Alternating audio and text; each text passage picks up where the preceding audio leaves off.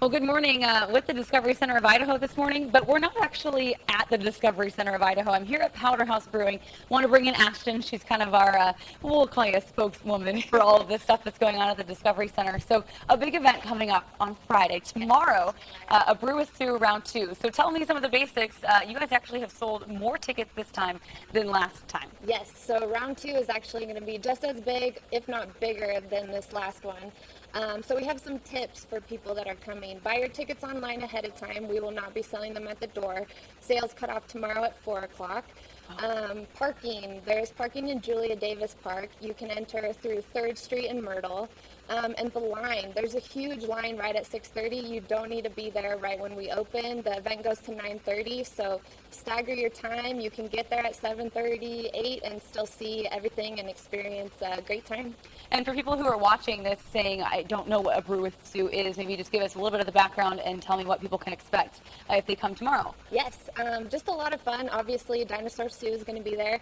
Powderhaus Brewing, Gonstead Spine and Wellness. We'll have some wine. We'll have Boise Fry Company, some fossils that you can touch and kind of learn about. So it's a really fun experience. And how cool was it for you guys to see? I know this basically was brought on round 2 because round 1 went so well. What is it like to see the community supporting these events? We are just so excited. We're excited to give them something like this, but also so thankful that the community wants to be a part of us and support us. So yeah, very cool. And anything else people should know if they're coming out tomorrow night for this second event? You said it's open till 9:30, so no rush to get there. Any other tips as far as maybe how to enjoy the best out of the night? Yeah, basically come, get ready to have some fun. All right, perfect. Well, we will transition away from that. Unfortunately, I'd rather be at a Brew with Sue right now. Yeah, tough assignment, right? So certainly we're talking about the Discovery Center of Idaho and a Brew with Sue round 2. But in order to put on an event of that size, you have to have partners. Powderhaus Brewing is one of them. This is Tyson, and you are the general manager here.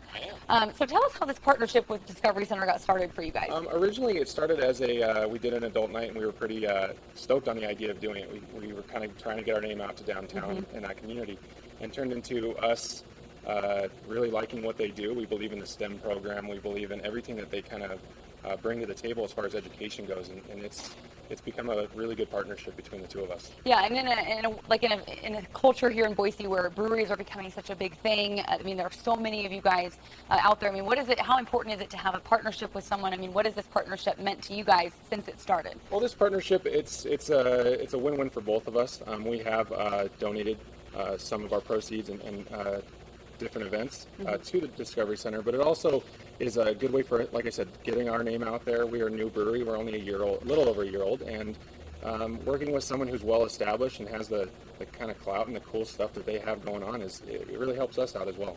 Yeah, so I feel like it's kind of one of those things where two heads may be better than one in some situations. Anything else people should know about this partnership that you guys are in, and how, I mean, just maybe how you guys work together?